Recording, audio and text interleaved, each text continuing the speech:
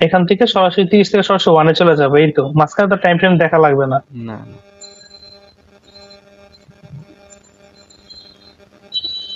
হুম, ঠিক আছে।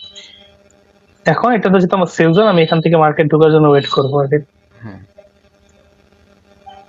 এটাকে আর একটু ভিন্নভাবে দেখতে হয় আর কি।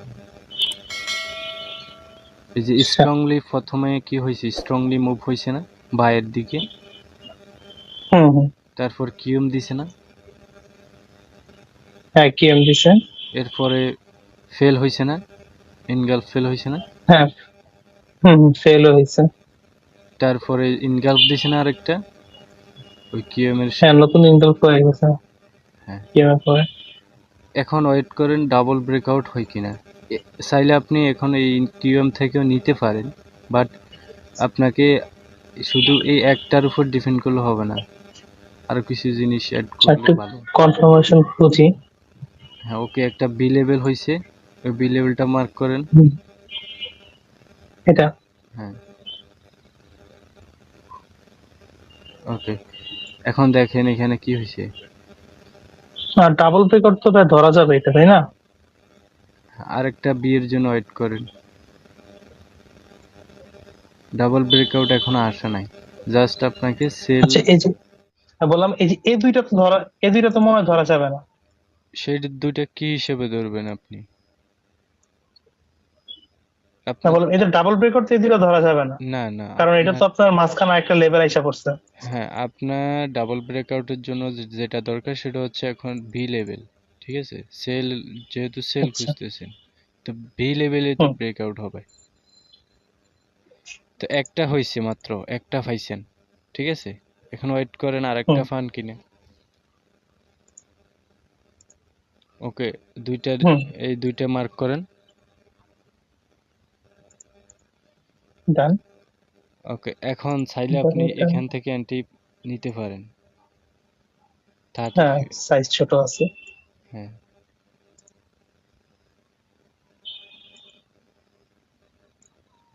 ওই যে রেড রেড ক্যান্ডেলটার, হ্যাঁ ওই উইকটা পর্যন্ত রাখেন, তাহলে বেটার হবে।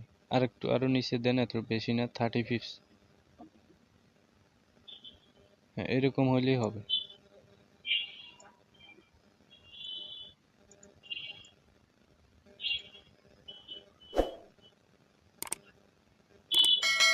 ওকে। বুঝছেন তো? জি জি জি, এবার বুঝতে পারছি। ওকে। এখানে আরেকটা ওই যে কনফার্মেশনটা, ট্রেন লাইন কনফার্মেশনটা ধরা যেত। হ্যাঁ ট্রেন লাইনটা যে ওকে। উপরেরটা, উপরে এই যে এ লেভেল, তারপরে আরেকটা লেভেল, ওই দুইটা ধরতে পারবেন। হুম, আচ্ছা, আমি ভুল জায়গায় মার্ক করছি। এই যে,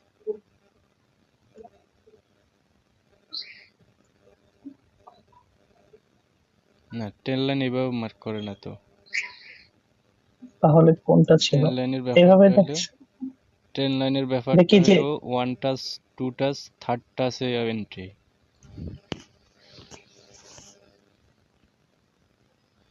উপরে উপরে আচ্ছা তাহলে উপরে একটা এ লেখা আছে এখান। না? হ্যাঁ ওইটা, হুম হুম। তারপরে এটার সাথে অ্যাড করেন। হ্যাঁ হ্যাঁ হয়েছে, এখন হয়েছে। তাহলে ফার্স্ট যেখানে প্রথম যে এ লেভেলটা নিছেন, হুম। তারপরে এটা হ্যাঁ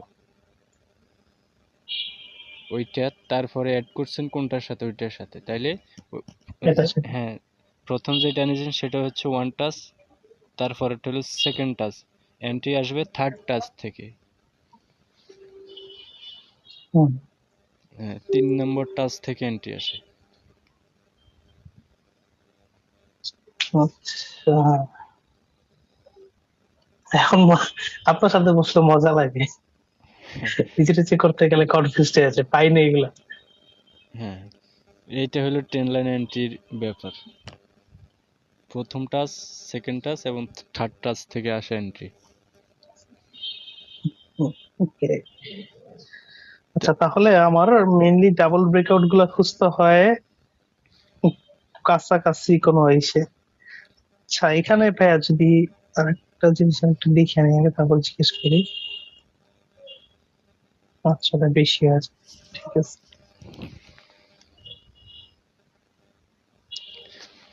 এখানে আপনি ওই যে আহ, ডাবল ব্রেকআউটটার জন্য ওয়েট না করে এন্ট্রি নিতে পারতেন।